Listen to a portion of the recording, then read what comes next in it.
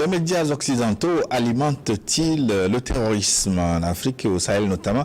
C'est le thème du forum de la semaine et nous en parlons avec Jules Domche. Il est journaliste, politologue.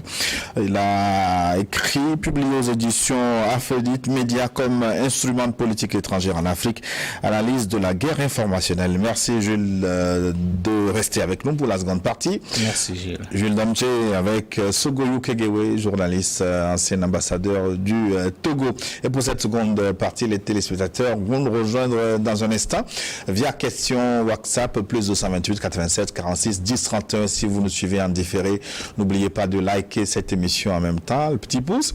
Et puis abonnez-vous à notre chaîne pour recevoir nos programmes en temps réel et partagez cette émission pour porter loin la voix de l'Afrique qui gagne. Et pour cette seconde partie, nous allons promis revenir sur le paysage médiatique africain qui est totalement ouvert aux médias occidentaux, donc les médias africains au même ont du mal à émerger. Jules Domche, vous aviez la parole. Oui, justement, j'étais en train d'expliquer que c'est une anomalie qu'il va falloir corriger parce que vous ne pouvez pas avoir un espace et le laisser occupé par vos ennemis et penser que vous allez pouvoir changer les choses.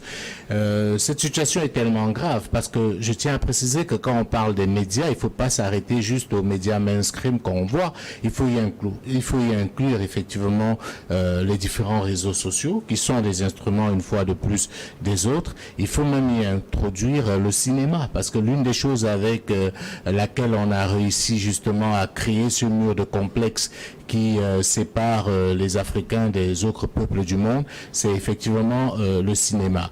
La situation est tellement grave parce que nous n'avons même pas le pouvoir sur la distribution des médias en Afrique. Comme vous le savez, il y a des opérateurs historiques qui aujourd'hui opèrent à la fois par satellite et par la TNT et qui peuvent décider de quel type de médias vous allez recevoir dans vos pays.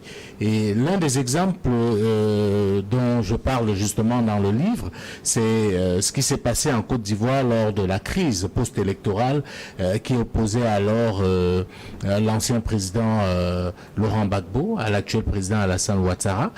Un fait marquant qu'on n'a pas souvent suffisamment relayé, c'est qu'au plus fort de cette crise post-électorale, chacun des acteurs essayait justement d'utiliser ces instruments, à l'occurrence ces médias, pour faire entendre sa voix.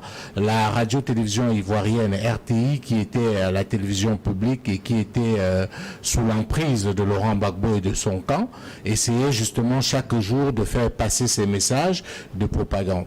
Alors, sans qu'on ne comprenne pourquoi, sans que cela ne puisse se justifier, Canal+, qui était le distributeur des images naturellement en Côte d'Ivoire, a pris la décision unilatérale et curieuse de retirer la RTI de son bouquet.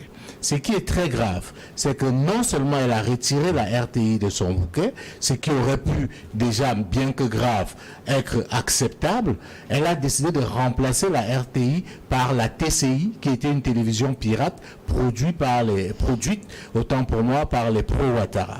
Et ça a changé totalement la donne, parce que justement, on est passé de la RTI, qui essayait de soutenir Gbagbo en disant que l'armée était en train de résister et repoussait les rebelles, à la TCI, qui disait que l'armée a totalement capitulé, les soutiens de Gbagbo ont totalement disparu, et c'est cela qui a permis que la mobilisation populaire que menait par exemple Blé Goudé ne puisse plus avoir de l'effet, et l'armée française a eu la voie libre pour bombarder et capturer l'ancien président Laurent Gbagbo. Vous voyez l'incidence que ne pas contrôler ces instruments peuvent avoir sur le devenir d'un pays.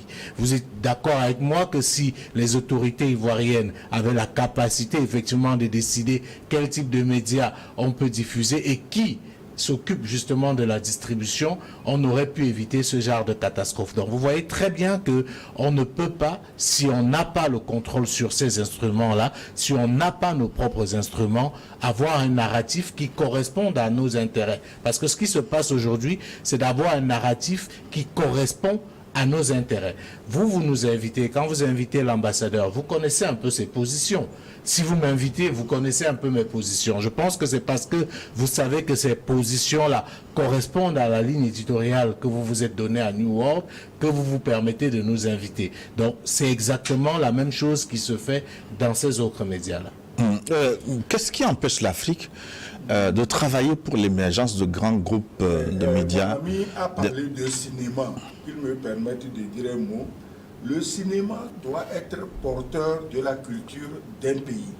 Quand vous regardez un film américain, c'est le western, c'est un film d'espionnage, c'est un film de guerre genre Rambo, où l'américain il sort toujours victorieux. Vous regardez un film chinois, c'est dans la même lignée. Les films hindous, leurs danses, leurs chansons, leurs croyances sont mises en valeur. Mais en Afrique, c'est quoi le cinéma? Moi, je crois que le cinéma africain, il faut l'annuler. Les grands producteurs de films en Afrique noire ici, c'est qui? C'est nos voisins, le Nigeria, le Ghana. Le thème est le même. C'est-à-dire qu'il y a un pauvre type au village qui souffre trop, et parce qu'il y a les sorciers, et puis il y a un pasteur qui arrive en robe longue, il prend la Bible, Holy Ghost, fire, fire, et puis les sorciers sont dispersés. Pourquoi? Pour tuer la culture africaine, pour montrer que les Africains ne sont capables de rien, et que c'est le Holy Ghost et le fire seuls qui sont en mesure. Et la conséquence, c'est quoi? Tout le monde devient, j'ai déjà dit que les gens deviennent de plus en plus religieux, alors qu'ils ont des comportements qui contredisent ne serait-ce que les 10 commandements de la Bible, mais ils sont religieux, ils se prennent même plus religieux que le pape. Donc le cinéma, il est très important, mais il faudrait qu'on change de cinéma, qu'on arrête ces nègreries où on voit Satan partout. Dans nos croyances, il n'y a pas Satan. C'est les Blancs, c'est les chrétiens qui ont amené Satan. Chez moi, il n'y a pas Satan. Donc, ça, de côté. Maintenant, qu'est-ce qu'il faut faire? Il faut des médias, Est-ce que le micro était allumé? Oui. Ouais. Le micro n'était même pas allumé, c'est grave. Je disais donc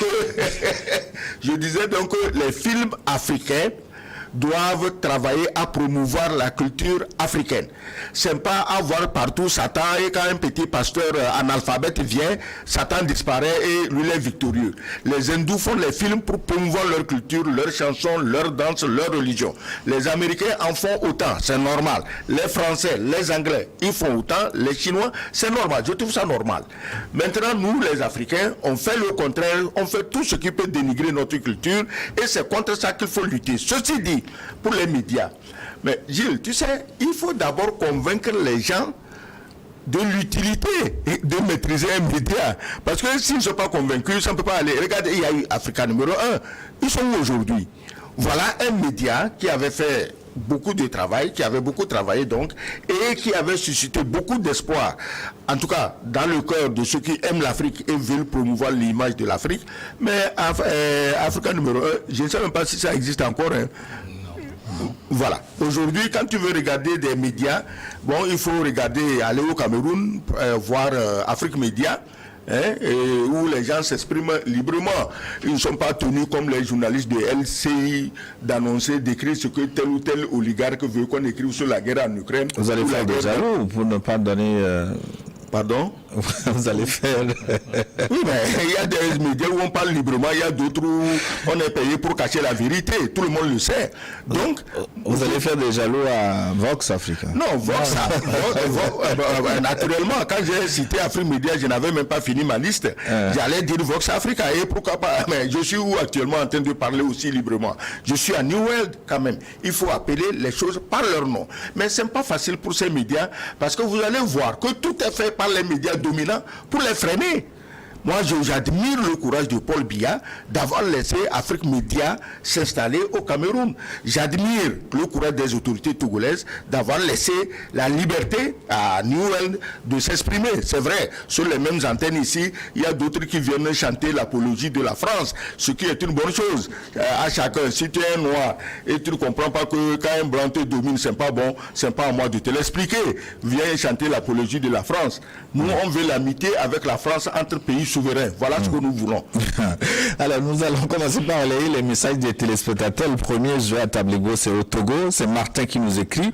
Bonjour plateau, bonjour les invités. Juste savoir si vous pouviez nous orienter vers certaines chaînes, enfin nous indiquer les chaînes moins bonnes et les chaînes intéressantes à suivre ce qui se passe réellement comme information. Jules, donc, vous avez du pain sur la planche. C'est un exercice très difficile, mais je vais commencer par prêcher par ma propre chapelle, sinon je serais incohérent. Moi, à Vox Africa, on essaye de faire un travail digne de ceux qui aiment l'Afrique. D'ailleurs, nous disons que nous sommes la voix d'une Afrique fière et notre vision, c'est justement la restauration de la dignité africaine. Mais il y a effectivement d'autres médias avec des tons certainement différents qui peuvent permettre effectivement à un moment donné de comprendre un certain nombre de choses. On est sur New World, on va leur demander, c'est déjà bien qu'ils regardent New World parce que justement la parole est libérée, enfin moi de ce que je vois et de ce que je suis en train de vivre en direct sur le plateau. Au-delà de ça, vous avez plusieurs Africains aujourd'hui qui utilisent les réseaux sociaux pour donner un autre son de cloche. Vous voyez par exemple le travail extraordinaire que fait Alain Foka avec ses chroniques, qui sont des choses qui permettent effectivement de comprendre les enjeux et surtout les jeux qui structurent la scène internationale. Donc la liste n'est pas exhaustive. J'ai parlé de Nathalie Yam tout à l'heure qui fait également des chroniques. Vous avez également des gens comme Kémy Séba. On n'est pas tous obligés d'être d'accord. Il faut qu'on se dise que dans cette lutte-là, on n'est pas tous d'accord sur tous les sujets, mais on a le même objectif. Et c'est ce que je dis souvent. Il faudrait que nous autres Africains, on évite le piège de la division, parce que l'une des choses qui arrive souvent, c'est essayer de nous opposer les uns et les autres. Non, moi je suis totalement contre cela. Chacun fait ce qu'il a à faire avec ses moyens, avec justement ses convictions, avec sa dynamique, et on a besoin de tout le monde. Un seul média ne pourra pas régler l'immense problème auquel le paysage médiatique africain est confronté. Il faut, et justement, l'une des choses, c'est qu'il faudrait que les médias africains apprennent aussi à travailler ensemble. Ça, c'est quelque chose qui nous fait... Et à produire du contenu de qualité aussi. Parce que... C'est l'une des raisons aussi de ma présence ici à Niamey, parce que j'ai commencé... À Lomé, autant pour moi. Bon, l'actualité oblige, c'est un lapsus que vous me pardonnerez. J'ai commencé des discussions justement avec les autorités de New World, parce que nous sommes en train de travailler justement pour une sorte de joint venture, pour mettre New World et Vox Africa ensemble pour travailler sur des projets spécifiques. Donc ça, c'est l'une des choses qui pourra permettre de compenser le retard et le déficit que peuvent connaître certaines initiatives africaines. Parce que, contrairement aux autres, ces médias dont on parle, c'est essentiellement des privés. Comment vous voulez que moi, qui suis Vox Africa, qui est un média exclusivement financé par des fonds privés, puisse faire la concurrence avec BBC dont le budget est comparable à celui de certains États africains. Justement, qu'est-ce qui fait que les médias nationaux, généralement, sont mais je vous explique très simplement. Parents pauvres malheureusement, dans la plupart de nos États, les télévisions publiques pensent à tort qu'ils sont au service du président de la République et de son camp. Ils croient qu'ils sont là pour servir le gouvernement, et certains chefs d'État font justement cette erreur d'utiliser ces médias-là juste comme des instruments pour faire leur propagande. Alors qu'il faudrait effectivement transformer ces médias-là en véritables instruments pour pouvoir communiquer avec son opinion publique.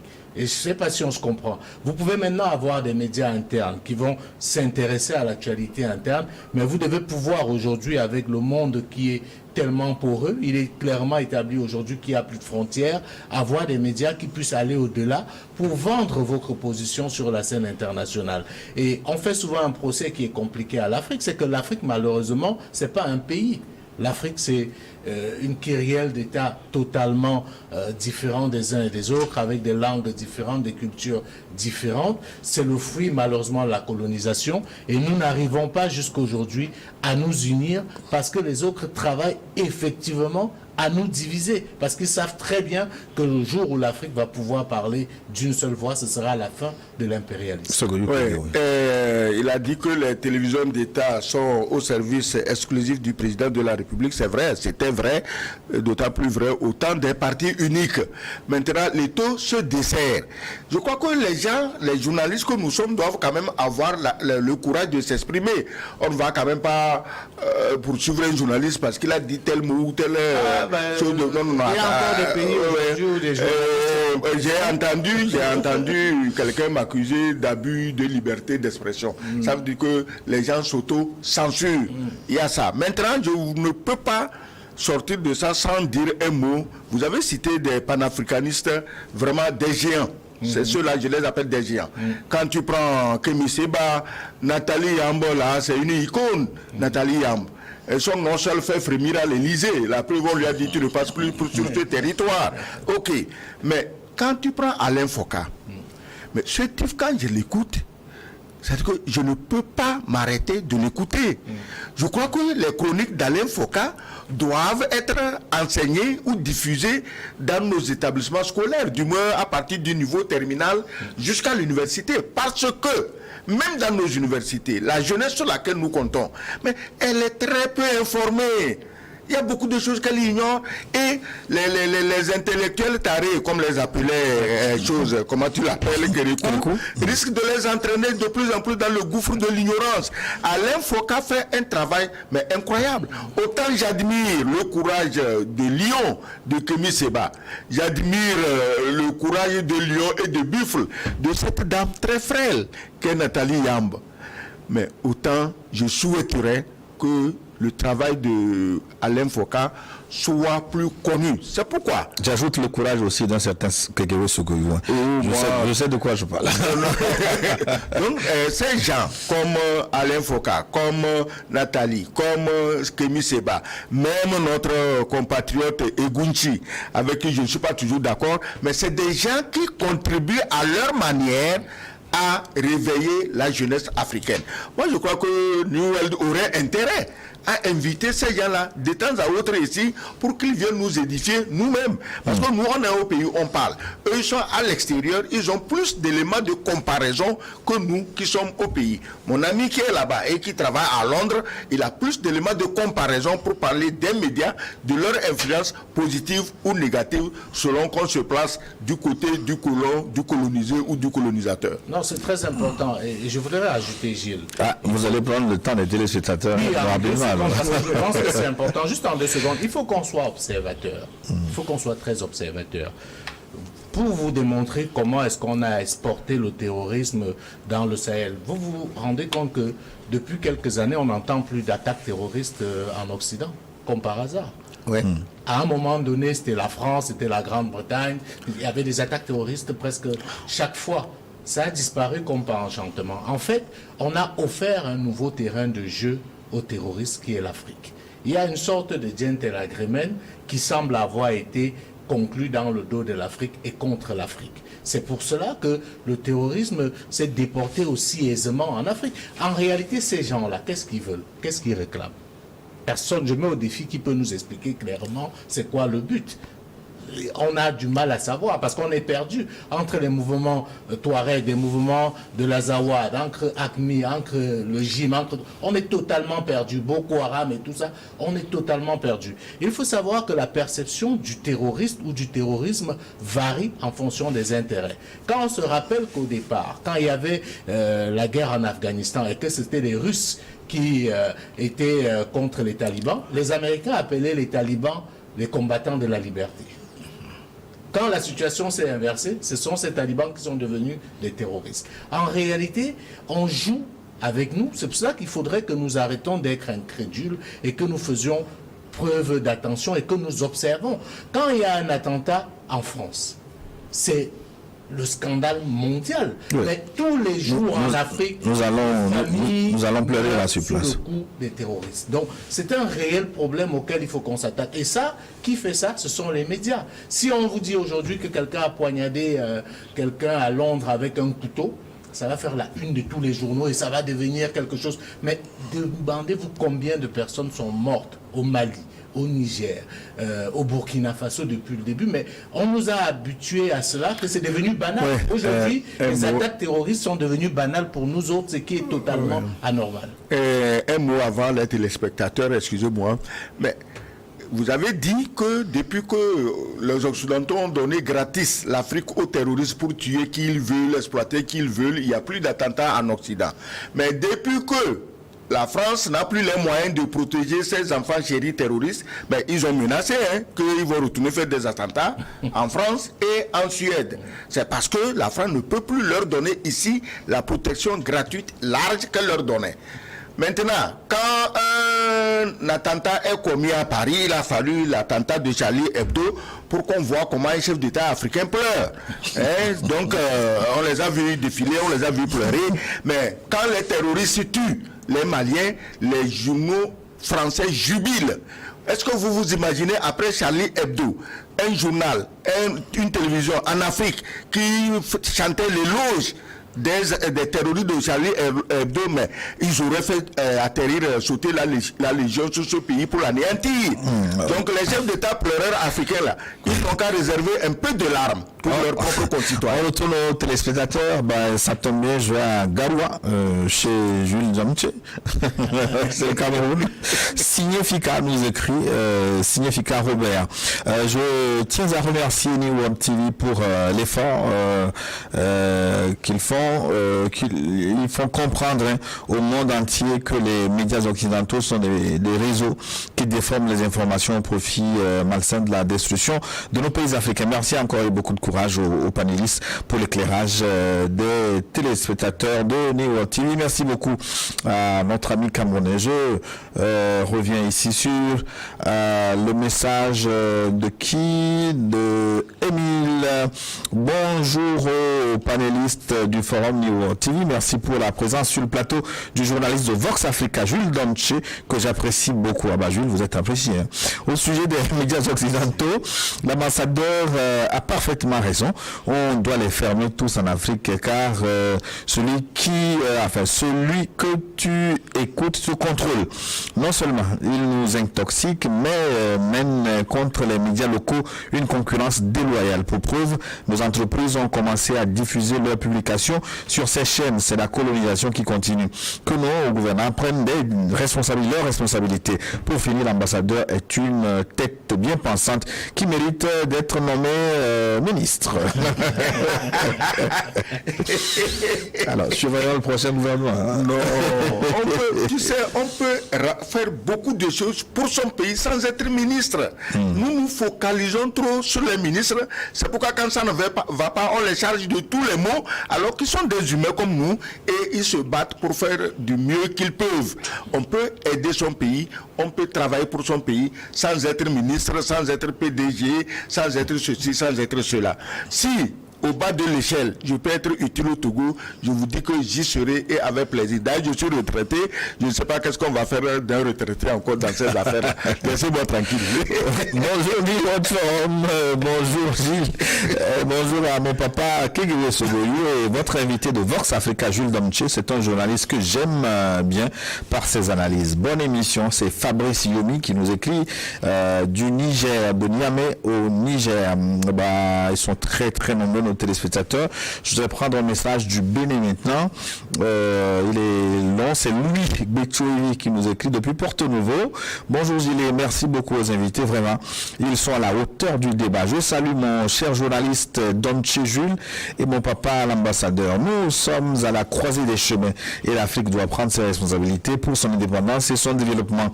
Je souhaiterais que nos États coupent tous les médias occidentaux, il va fort là lui, les aides financières et surtout les activités de certaines ONG qui veulent nous maintenir dans le développement. Ces médias occidentaux font l'apologie de tous les vices. C'est vraiment dommage. Gloire et victoire à l'Afrique. C'est Louis Betchevi depuis Porto Novo. Merci et bon dimanche à tous. Jules Domche, dans votre document, donc vous avez parlé aussi du financement des médias occidentaux.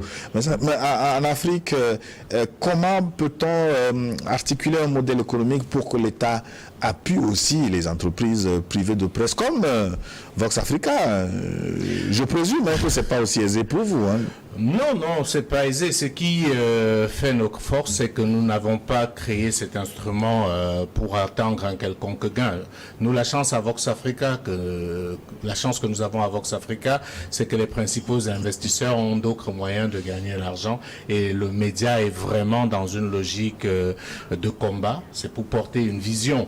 Et nous avons fait le choix, que certains nous ont d'ailleurs reproché, d'être exclusivement un média privé. On a eu des propositions de certains dirigeants, je vais peut-être pas les citer, qui voulaient effectivement, parce que malheureusement, beaucoup de chefs d'État africains pensent qu'il faut que le média leur appartienne forcément. Et nous avons... Ceux qui ont tenté ce jeu sont morts en chemin. Voilà, c'est très compliqué, parce que, vous savez... les médias ont une responsabilité. Les dirigeants passent, le média reste. Si vous vous vendez à un dirigeant, vous partez forcément avec lui. Donc, généralement, si vous voulez vraiment servir le continent, il vaut mieux se tenir à l'écart des dirigeants. pas être contre eux, parce que l'ambassadeur l'a très bien dit. On nous a appris à détester nos dirigeants. Ils sont pas tous mauvais. Il y en a qui sont vraiment des cancres. Il y en a qui sont, si vous voulez, des véritables racures.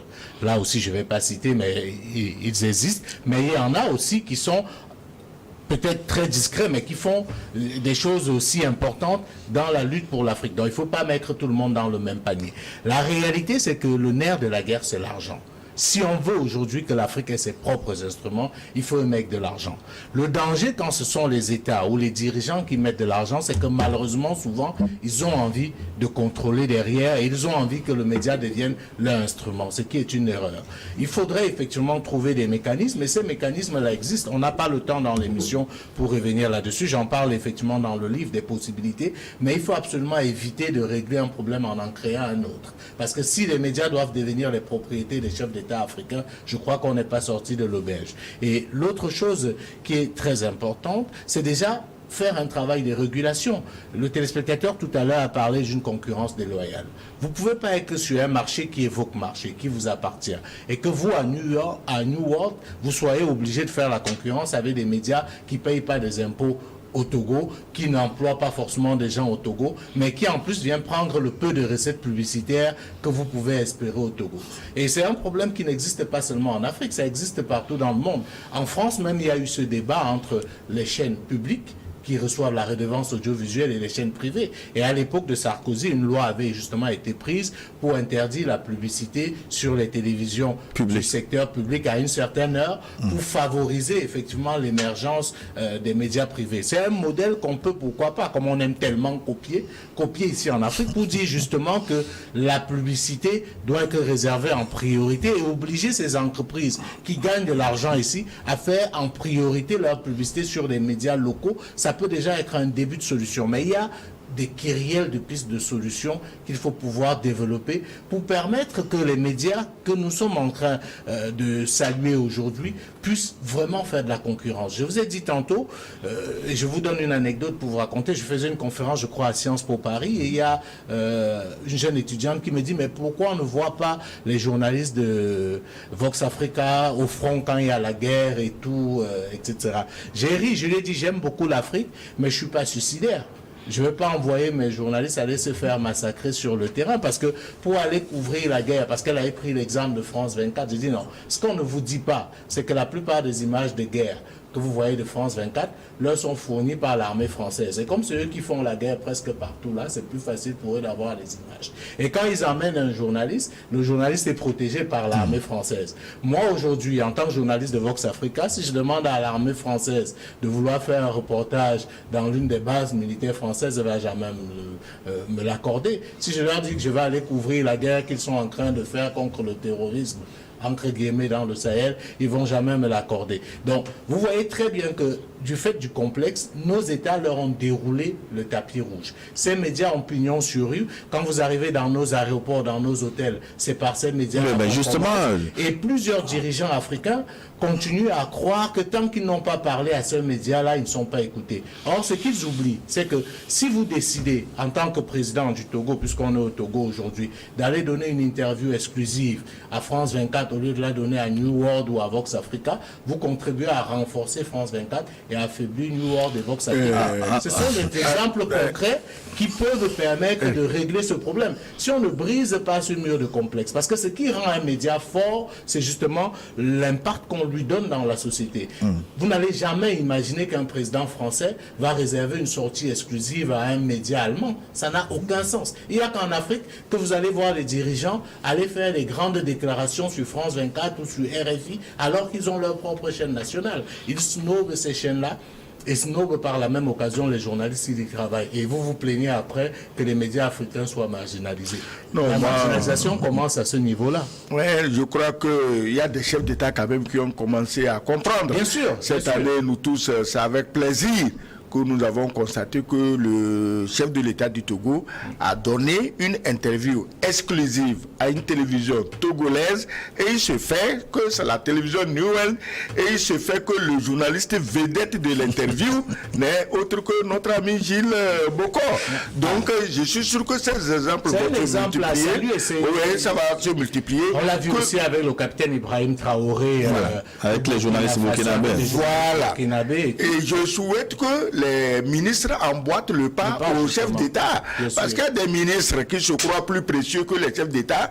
Et tant qu'il n'a pas vu RFI ou France 24, il se dit que ce n'est pas la peine de parler. Donc tous ces responsables doivent contribuer à donner de l'importance aux médias de leur pays. On retourne aux téléspectateurs. Maglibé Machatom nous écrit depuis les pieds des monts Barbassa. Salut Gilles, salut le plateau. Le sujet d'aujourd'hui nous amène à penser indépendance tous azimuts. Le système scolaire, le système judiciaire, l'organisation sociale, économique, tout doit être formaté. Heureusement, sur le plan communication, nous avons des médias panafricanistes comme New World. Je vous prierai de retirer, je ne vais pas donner le nom, sur le bouquet New World. C'est pas Machatom qui nous écrit. En fait, le but, c'est que les Africains comprennent. Et je suis content parce que le travail qu'on fait ne se perd pas. Le travail que nous essayons de faire à Vox Africa depuis plusieurs années, aujourd'hui avec New World, avec justement les gens dont on a cité tout à l'heure, n'est pas inutile. Parce qu'on se rend compte qu'il y a une réelle prise de conscience. Et c'est très bien qu'il parle effectivement du système éducatif, parce que c'est vers ça qu'il faut commencer, l'éducation. Parce que le gros problème dont nous souffrons aujourd'hui, c'est un problème d'ignorance. Et le seul moyen de vaincre l'ignorance, c'est l'éducation. Et je vais profiter pour parler justement du groupe Mansa, que nous avons mis sur pied avec Alain Foka, qui a ce groupe, autant pour moi, pour ambition de s'attaquer justement à tous ces dogmes-là, de s'attaquer au système politique, de s'attaquer à l'éducation, de s'attaquer aux cultures et aux valeurs. Parce que malheureusement, la première chose que les colons ont fait, c'était de détruire tout ce que nous avions avant, de nous amener à avoir honte de nous-mêmes. Je veux peut-être vous choquer en vous disant que l'ancienne version de l'hymne national de mon pays, le Cameroun, on disait au Cameroun, berceau de nos ancêtres, toi qui autrefois vécu dans la barbarie, peu à peu tu es en train de sortir de ta sauvagerie.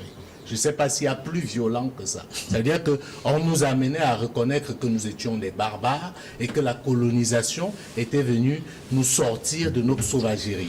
Et vous voyez que ce sont des choses comme ça qui ont... Est-ce que le même...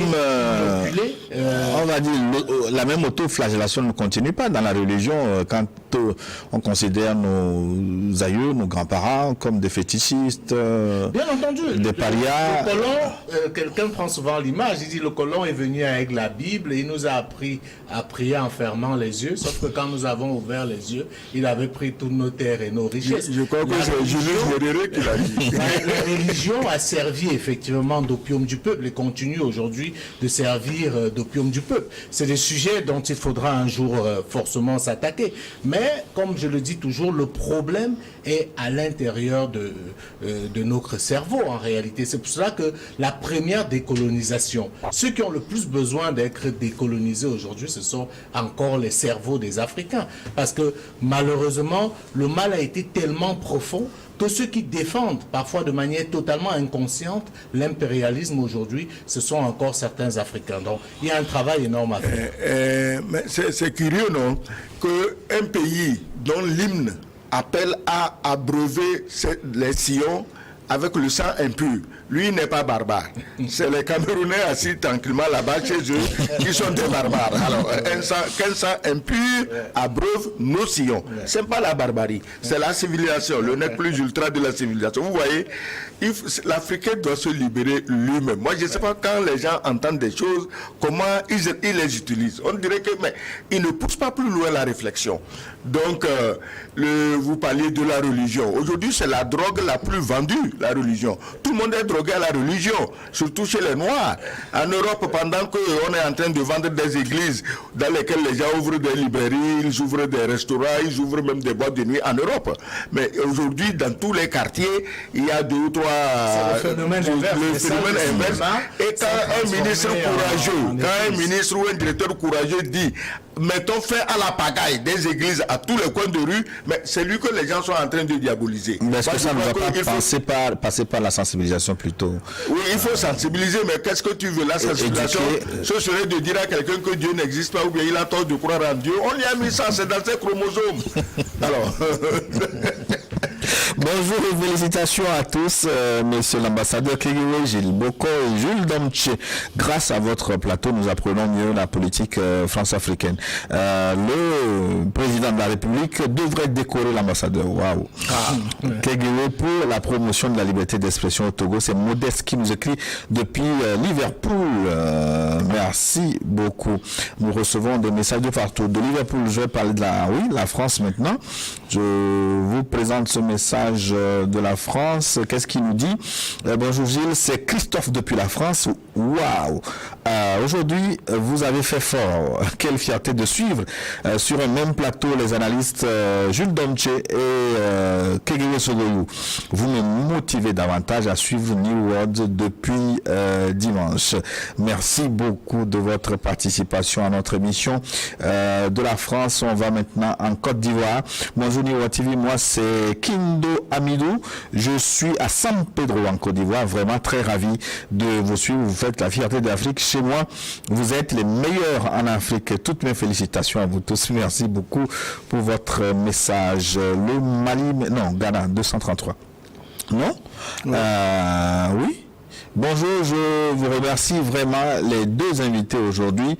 Ils connaissent bien les stratégies de l'Occident. Je me demande si c'est possible.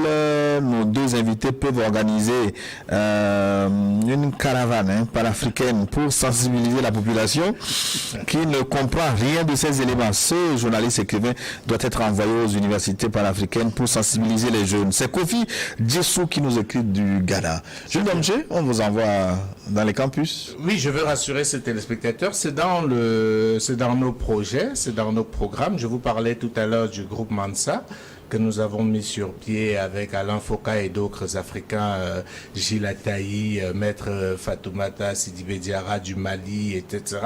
Et justement, nous avons conscience que c'est dans les universités que nous devons commencer. Et si on reste sur le thème de la religion, notre campagne d'évangélisation. Nous allons essayer d'aller justement évangéliser nos jeunes frères justement à l'idéologie africaine, à la dignité africaine, à la liberté de l'Afrique. C'est vraiment un travail fondamental. Et ces messages nous font plaisir parce que c'est le but du jeu. Si on vient sur ces plateaux, c'est parce qu'on veut partager ces éléments avec justement le public et que ce soit reçu aussi positivement, ça nous fait plaisir et ça nous encourage. Ce que j'ai envie de dire aussi, c'est que tous ceux qui nous écoutent, tous ceux qui nous regardent doivent savoir que il n'y a pas des gens qui doivent travailler pendant que d'autres restent spectateurs. C'est une affaire de tous. Si on veut vraiment libérer ce continent, il faudrait que nous tous, nous soyons capables de mettre la main à la pâte. Où qu'on soit, on n'est jamais assez petit parce qu'il y a des gens qui vont dire moi qu'est-ce que je peux faire? Non, quel que soit l'endroit où on se trouve, on peut contribuer, chacun à sa manière, à faire changer les choses. Et ça, c'est la clé. Il ne faudrait pas qu'on continue à penser qu'il y a un horizon messianique qui va arriver, il y a un Messie qui va venir et qui va nous libérer. Non, c'est pas possible. C'est nous et rien que nous qui pouvons le faire. Et comme je dis, le premier responsable de la situation de l'Afrique aujourd'hui, c'est encore les Africains. Comme je l'ai dit quelque part, le fait qu'on ait connu l'esclavage, qu'on ait subi la colonisation, ça, il n'y a pas de débat. C'est connu, c'est su. Toute la manipulation qu'on ne connaissait pas, aujourd'hui, on peut le savoir. Donc on n'a plus d'excuses. Il n'y a plus aucune raison de ne pas prendre notre destin en main et de ne pas décider d'agir. Ce serait purement et simplement de la lâcheté. Nous avons reçu un message de Pointe-Noire, Congo-Brazzaville. Bonjour New World, bonjour à tous, monsieur l'ambassadeur, vous êtes bien accompagné. Merci à vous. Monsieur l'ambassadeur, vous êtes mon idole. Merci. C'est Adji qui nous a écrit de Pointe-Noire. Adji? Oui. Mais c'est un lamba? De Côte d'Ivoire encore, bonjour New World Forum, merci à l'ambassadeur. On a attend avec beaucoup d'impatience votre livre. Il aura plusieurs prix internationaux.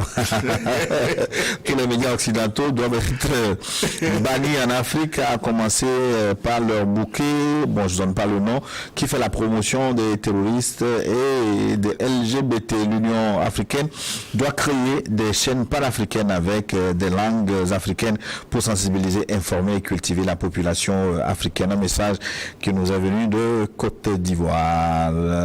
Je repars en Grande-Bretagne. Que nous dit le message? Il est un peu long. On va l'attaquer. Bonjour Niro TV. Le plateau, c'est Joe. Depuis le Royaume-Uni, Écosse. Les médias occidentaux sont bel et bien le porte-parole des terroristes. La guerre est avant tout communicationnelle. L'exemple est le traitement de l'information de la guerre russo-ukrainienne, où l'Ukraine a déjà vaincu la Russie. Au contraire, les attaques terroristes contre l'armée du Liptago mouvements sont célébrés sur certaines chaînes. En outre, il y avait un rapport de Facebook qui accusait l'armée française d'avoir créé des faux comptes pour diffuser des propagandes en Afrique. L'Afrique a un retard sur la guerre informationnelle et ce retard doit être rattrapé par les élites informées comme les invités de ce forum. Les invités doivent être aussi sélectionnés et exclure certains comme celui de je ne vais pas donner le nom, en Europe où il y a la soi-disant démocratie. RT est fermé et les invités contraints au narratif de la guerre.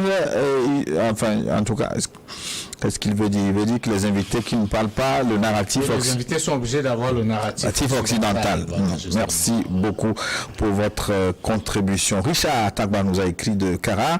Richard, ça fait un moment, j'espère que vous êtes en forme. Bonjour le plateau.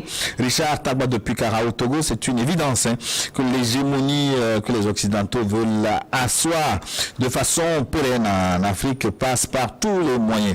Les médias sont les moyens les plus efficaces à cet effet, en relayant les messages des dirigeants occidentaux, surtout lorsqu'on sait qu'il y a des médias d'État et même privés qui travaillent à la solde des dirigeants. La question reste aussi de savoir comment les médias africains devraient-ils travailler pour restaurer véritablement l'image de l'Afrique en montrant qu'elle n'est pas ce qu'elle pense d'elle. Oui. Enfin, on en a un peu parlé, mais je voudrais revenir un peu brièvement parce que le téléspectateur précédent a parlé de la guerre en Ukraine et la guerre en Ukraine, effectivement, que mène la Russie. Et c'est pour vous montrer comment la manipulation est très forte. Quand vous suivez les médias occidentaux, vous avez l'impression d'avoir totalement perdu la boule parce que on essaye de vous dire que l'Ukraine va gagner la guerre ou que l'Ukraine est en train de gagner la guerre. Et je me suis demandé, mais est-ce qu'on était en train de jouer à qui perd gagne? C'est-à-dire, voilà un pays qui est totalement détruit, qui a tout perdu, dont la population est débandante en Europe, et on essaye de vous expliquer que c'est elle qui a gagné la guerre. Ou qui, je veux dire, à moins de prendre des gens pour ce qu'ils ne sont pas, on ne peut pas tenir ce genre de discours. Mais on le fait justement parce qu'on est dans une logique de diabolisation de la Russie. Parce qu'on a très bien compris que l'Afrique, pour s'en sortir, a besoin de diversification de partenariats. Parce qu'il faut le reconnaître, nous sommes encore aujourd'hui très faibles. Ne serait-ce que dans le domaine de l'armement, nous sommes totalement faibles. L'un des cas les plus patents, c'est celui de la République centrafricaine.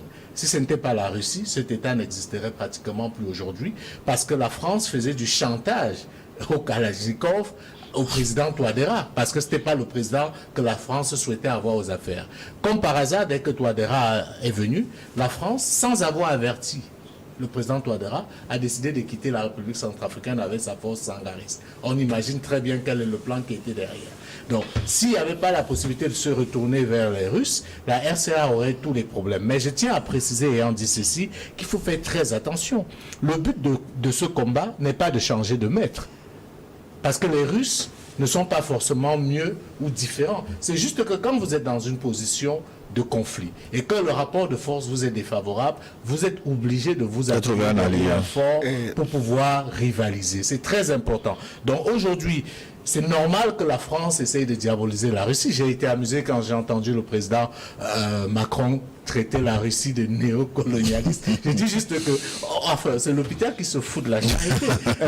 Et donc, c'est quelque chose de très important. Et maintenant, c'est aux dirigeants africains d'éviter de commettre les mêmes erreurs. Et je compte vraiment sur cette nouvelle génération qu'on est en train de voir poindre à l'horizon pour négocier des partenariats qui ne mettent plus l'Afrique à mal. Parce que c'est de ça qu'il est question. Comment quelqu'un comme la Russie qui n'a jamais colonisé personne peut devenir néocolon.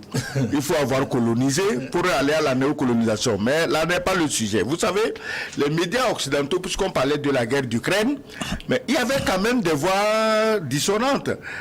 Florian Philippot, Maria Galacteros, dans une certaine mesure, Ségolène Royal. Et Ségolène Royal, qui quand même n'est pas n'importe qui, essayait d'attirer juste l'attention des médias français sur leurs abus de langage, sur leurs abus de mensonges.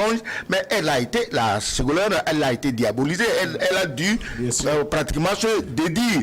Mais tenez-vous bien, je crois que c'était juste hier, il y a quelqu'un, j'oublie son nom, c'est pas n'importe qui dit que l'Occident, l'OTAN est à bout de munitions. Que si aujourd'hui il y a une guerre, la France ne tiendrait pas une semaine avec les munitions qu'elle a. Bon, Poutine, il est intelligent. Il les a laissés finir leurs armements en Ukraine.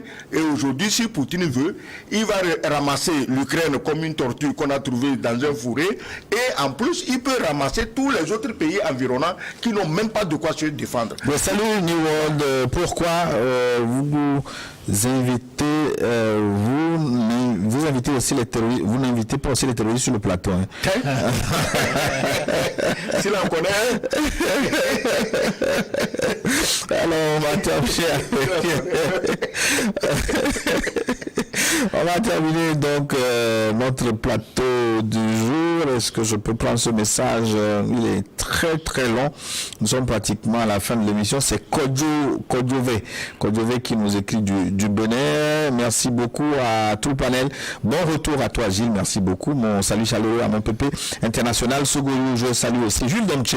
Pourquoi la France n'aime pas rapatrier ses troupes? Les troupes françaises auront-elles des difficultés à retourner en France? Est-ce que les militaires français sont-ils vraiment des soldats français, du fait que la France a toujours des difficultés quand il s'agit de son renvoi du Mali, du Burkina et maintenant du Niger, qui sont en réalité les soldats français en mission pour lutter contre le terrorisme en Afrique? Voilà encore les tenues des combats burkinabés retrouvés à l'ambassade de France au Niger. Ça a circulé cette information, en tout cas, rumeur ou pas. Pourquoi aussi les médias français n'aiment pas parler du financement et du financeur du djihadisme en Afrique? C'est Kodjové qui nous écrit. Vous avez 30 secondes pour conclure. J'allais répondre à ça en disant que pourquoi les soldats français sont devenus sans domicile fixe. Rappelons-nous que pendant la guerre d'Algérie, des généraux français en Algérie ont voulu organiser un coup d'État en France. Macron craint son coup d'État. Parce que c'est ces militaires qui étaient en Afrique, qui voient la réalité qui n'a rien à voir avec ce que leurs fameux médias racontent, se retournent aujourd'hui à Paris, mais ils vont renverser Macron. Merci. Je ne pas comme le coup d'État. Je ne pense pas qu'on est là. Il faut bien comprendre pourquoi cette présence militaire est indispensable en Afrique. C'est pour le contrôle des ressources. Parce que, comme vous le savez, les ressources sont discutées. Si vous n'êtes pas là, ceux qui sont présents vont prendre. C'est pour ça qu'ils combattent la Russie. Aujourd'hui, pour ce qui est du Sahel... Pourquoi les troupes françaises en Afrique? Ça fait le thème d'une belle émission. Oui, justement. On ne va pas déflorer l'uranium, je termine par là. Vous savez qu'il y a le transsahélien pour transporter le gaz. Aujourd'hui, où ils n'ont plus accès au gaz russe et que les États-Unis les contraignent au gaz de schiste, qui n'est pas un gaz de bonne qualité, si vous n'avez pas une réelle présence militaire dans les zones où il y a des ressources, vous êtes totalement perdu à l'avance. C'est pour ça que vous verrez que malgré tout ce qu'on va faire, on va chasser la France, ils vont se déplacer, ils vont jamais accepter de rentrer. Je crois que la prochaine destination après le Niger, ce sera probablement le Tchad. Merci. En tout cas, nous arrivons à la fin de notre forum. Merci aux téléspectateurs pour leur contribution. C'est Aklès Opignan qui a assuré la réalisation. J'étais très heureux de vous retrouver. Tout de suite, une nouvelle édition du journal sur votre chaîne. À très bientôt.